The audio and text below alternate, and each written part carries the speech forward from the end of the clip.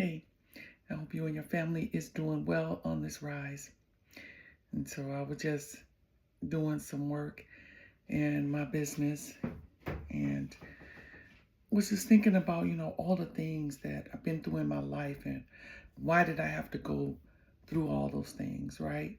Why was I molested as a child, and why was I exposed to so many things at a young age that in my opinion, children just shouldn't be exposed to because, of certain circumstances and situations, right? And I was thinking, the things that I felt as a teenager growing up because of those things. Now, at the time, I didn't know it was because of the child molestation and the rape attempts and things like that, and my personality and who I was. And it's very interesting because even at a young age, I still made, even going through that, I still made straight A's in school. I still was a loving person.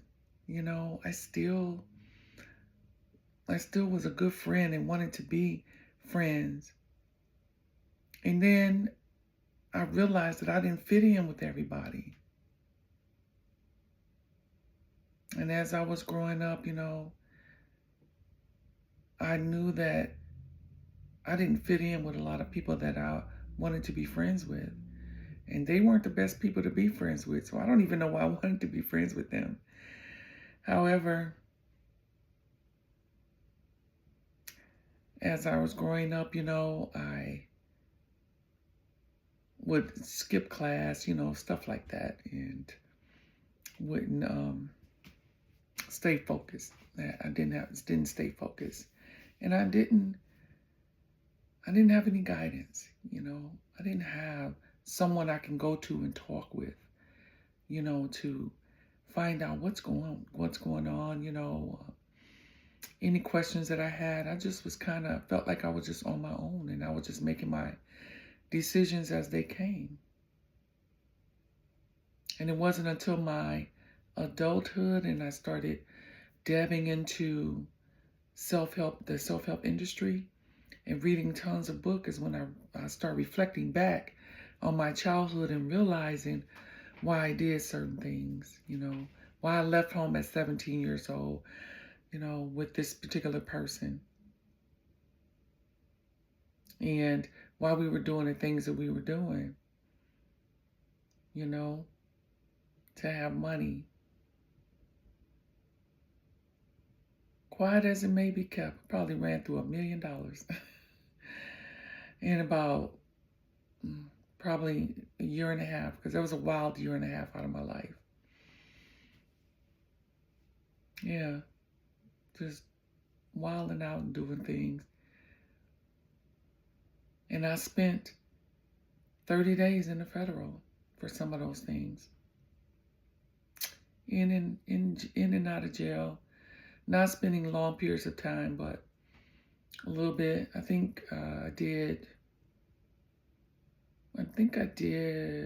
know I did 30 days in the federal.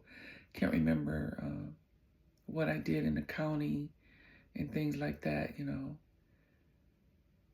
because I didn't have any guidance or anything like that, and doing what I needed to do to survive and live a certain lifestyle. I grew up in the hood, and I grew up around like prostitutes and people like that. Now, I didn't know some of those were men. I didn't know back then, just a young child, but I can remember thinking that, I want to be like that when I grow up, because it just looked so glamorous to me. They had their furs on, and their heels, and some of them had jewelry, and, I observed that some of them were very sophisticated, or seemingly sophisticated. It goes to show your environment. It's not just your parents. It is, however, it's also your environment that forms your perception as well. And that was my perception. Yeah. But, as I reflect back on these things, and I was thinking, okay, I'm having a conversation with Divine Source, and I'm like, why did I go through all of that? Was I supposed to help other women that have been molested, in that traumas? Or, was I supposed to start from just having different programmings and just different traumas, but just traumas in general, And there was once upon a time I wanted to open like a, not a, what do you call them? I wanted to open I guess like a rescue type of service or something for young girls, to get them off the street, whether they were prostituting themselves or, whether they were dabbing in drugs or they ran away from home, to get away from being molested, or they were being molested and different things, and, just different traumas that they may have been going through, and I asked Source, was I supposed to do that? Because now that I know what my superpowers are and living super consciously and realizing that was the path that I had to go through in order for me to be able to dive deep and to know what my superpower is. And I have more than one. But did I have to go through all of that in order to get to know that superpower? And I really went deep with it and really was asking these questions. And why I'm doing what I'm doing now, and the sign that I was given to let me know that this is what, I had to go through all those things to be relatable. I had to learn different religions. I grew up Methodist and then Baptist and then sanctified and then studying Catholicism, and then I accepted Islam, and then I was studying the Hinduism, Buddhism, and reading the Bhagavad Gita and all these different books, and not all of them either, but enough. Because I had to be relatable to those who I am here to serve and to help, to guide, to assist, to be that reminder of who you are as a divine being.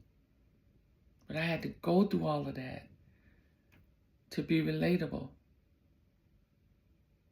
And it's something. So do we learn more about ourselves when we have gone through traumas? When we have gone through traumas and different things in our lives like that causes us to go deep within ourselves after a while. Some people, they go through traumas like that and they get on drugs. I dabbled, but I didn't dabble that hard. Something within me just was like, It was just, I have a something within me, a mechanism in myself. I don't like to be too far out of focus, I'll say, or too far out of what we will say reality,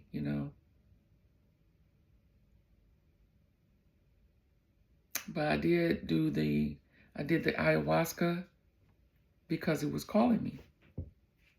And it was calling me. I'll tell that story one day. So as I'm having this conversation and I'm in meditation and I'm asking this question with Divine Source, and what was uploaded to me, and I say uploads because the answers are within us. All the answers about ourselves are within us. And if the answers are about ourselves is within us, then it is the answers for others as well. It's called your Akashic record, and it's encoded in your DNA. Your DNA holds everything about you. So it's an upload, not a download. Although, I'm going to leave that right there. I'm going to leave it right there because now I'm going to go off subject. But yeah, so the upload was like the difference between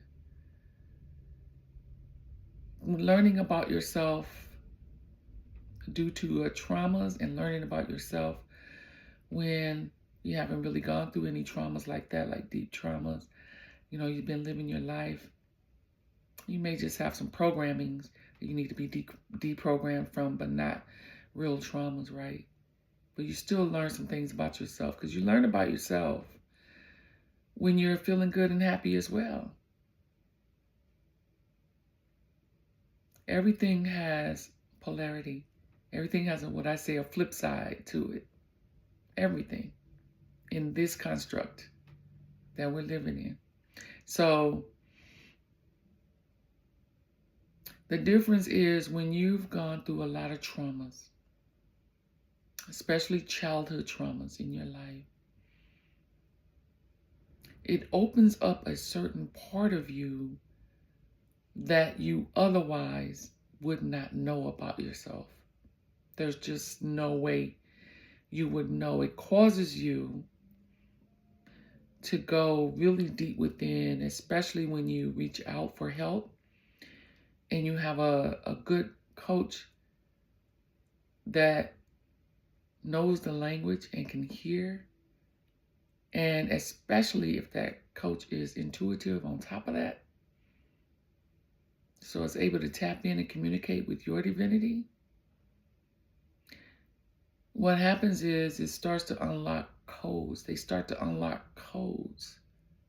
Or you start to unlock codes because I'm just there as a guide to assist you to start unlocking those codes that you already know, that you otherwise just wouldn't know about yourself. It takes you to a whole nother level, aspect about who you are.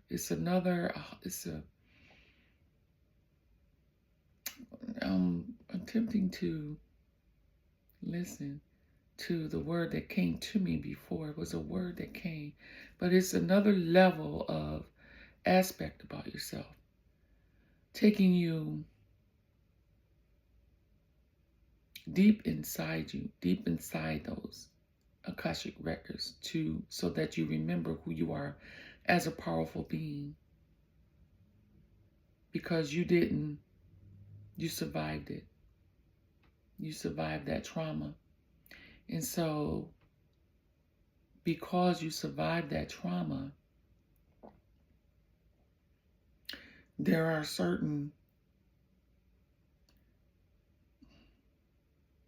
a certain knowing that you have.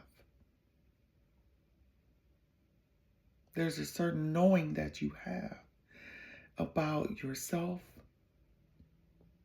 about others, about divine source. And it's a knowing that you just know. And let me tell you this. Everything spiritual, let me put it this way, something spiritual cannot be explained. We don't have the words for it. We don't. We can come close to what that may be, but we just don't have the words for it. Okay? Yes, you just have to experience it, and we do our best to relay it to someone else. And that's the best that we can do. So, yeah, you learn a deeper aspect about yourself. That's why they call it a shadow, because it's that other aspect of you that is deep within, so deep within the darkness, right? So deep within the darkness, and it's another part of you that is seemingly hidden. And so they say your shadow side. It doesn't necessarily mean that you are getting to know a dark side of you. You're getting to know various more, that side of you that's more spiritual than physical, which only you can know intimately. No one else can really know it, but they can feel it though. That's why some of us that enters into a room, you know, and people can feel that energy. If you have powerful energy, you know it because you walk into a room. Sometimes people just look at you, and everybody's just looking at you. Happens to me all the time. And I used to wonder, like, you know, when I didn't know all this, right? Like, what the hell are you looking at? Now I know, and I just smile. So that was the question, you know. Do we have to go through some horrific shit in order for us to come out? This is almost like, you know, a diamond in the rough is what they say, you know, and it has to go through the fire, and it has to, you know, go through all these things to come out this shining bright, you know, diamond. And I just related to a hero's journey, coming back full circle to do what? To help those that's on their hero's journey, that need a little guidance, a little help. This eye is watering. A little help. Because someone helped me. Yeah, I was guided to a very powerful coach who helped me work through my own, all of that trauma, being molested, you know, and how the things that I did was because of that, unbeknownst to me, and the identities that was created due to that trauma. You know, people go through things and other people be like, oh, what happened to you, you know, when we was children? Get over it. And you know, a lot of things we just get over it. It's just like, that happened. So traumas happens to a lot of us in different ways and different variations, different aspects, right? It's only when it's affecting our lives, causing us to have blockages in our lives, and we normally don't see it until we're much older in our adulthood. A lot of times we have children and they may trigger it, like my daughter triggered the memory of that and why I was acting a certain way with her father and her, thinking something was wrong with me. So it plays out different ways. And when you start noticing that something is playing out, something's not right, like I did, and then you reach out for help. And then you reach out to a, you know, back then all we knew was therapists, right? So if you happen to connect with a good therapist, like I did, and started me on a path of self-help and reading books, and you know, and then I started attending different live type of supportive group things, you know, and it was a certain network marketing company that was really big on that, and I thank them to this day. That helped me and get to know some people, you know, and I started buying their books, Les Brown and Iyanla Vanzant, my favorites, you know, and Somebody mentioned his name the other day, and now I still can't recall it. Oh my goodness. Anyway, just reading really good books, and I'm getting on that path to discovering what the identity was that was created, that was blocking. Because it's only when we start seeing blockages in our lives and patterns in our lives that's not serving us, is when we then need to reach out for a little bit of help. What's going on? Because a lot of us can see the pattern. A lot of women that I engaged with saw patterns within themselves. They just didn't know what to do with it, and what it actually was, why it was there. And, they didn't know they created it and what the purpose of it was. So we had to get to these questions and these things without re-traumatizing the person. And so knowing these things and why I did all the things, why I had that year of just wilding out, and going to jail and all of that stuff, I was really, I wasn't honoring myself. I didn't feel worthy of love, I thought that, every guy that said wonderful, good things about me, they really loved me. Because my molester would say all these wonderful, good things about me. Manipulation of a child.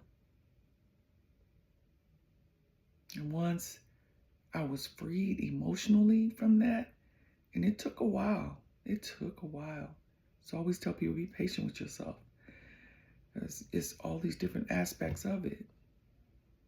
But it took a while, and now emotionally, I have no emotional attachment to it. And that's how I knew I was completely released emotionally from that trauma. And this is how you will know it as well. And I was just like everybody else. I was running around looking for somebody to fix me. I was reading tons of self-help books. Man, I read so many books. And then those books led to spirituality type things, because I started getting into meditation, and I started listening to certain people in the esoteric realm. And because I always was interested in that, I was thinking back. See, I was being carried back through this meditation in my childhood on up was shown. It was like I was in third person looking at my life. Now I was always interested in these type of things. I just forgot I was just doing something, but I didn't know that I was being led through those things, through learning about these things, being interested in these things. And then I started having spiritual encounters.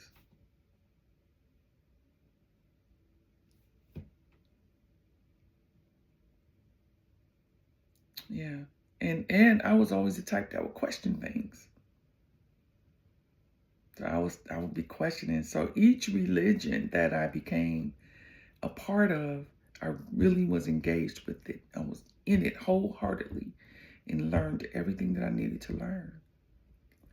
And I'm sure I'm positive there was more to learn, because as I started getting into the spirituality and things like that, a lot of that carried me back to the religion, and I learned even more and gained even more insight and even understanding of that religion, more so than I thought I even had.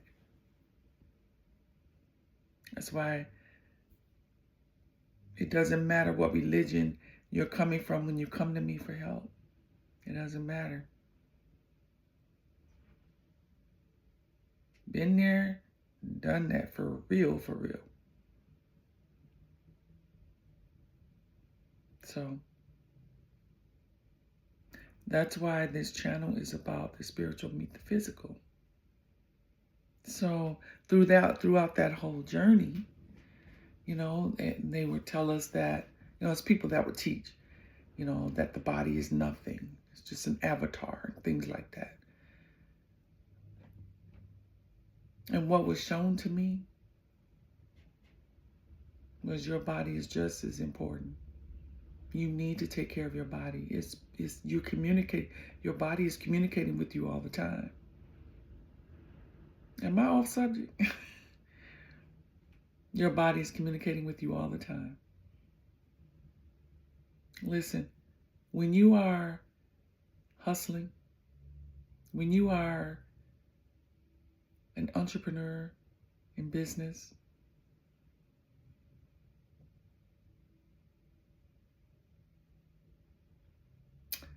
when you are top of your game, let's say you built your business and you now the CEO or COO, whatever it might be, you've been communicating with your body the whole time, called intuition. Your intuition, you feel it in the body. It communicates with you, giving you a message, letting you know, no, don't do business with that person. Oh, here comes trouble. You see the person walking up and you know it's trouble. Your subconscious mind was taking in all data just from the way the person is walking, their facial expression, their hand gestures, their tone of voice when they talk to you, how they're holding their head, everything. Unbeknownst to you consciously. That's how powerful you are. Anyway, I just wanted to get on here and share with you, maybe give you some insight as well. Like, why do we have to go through all this shit that we've been through? Why did we have to be molested? And we survived it, came out shining, functioning really well, but having a few, issues that need to be addressed so that we can shine even more than we ever thought we could. That's what happened for me, and I want that for you. Okay? I love you because I'm overflowing with love for myself, and it can only flow over into you. And I'll see you later, okay?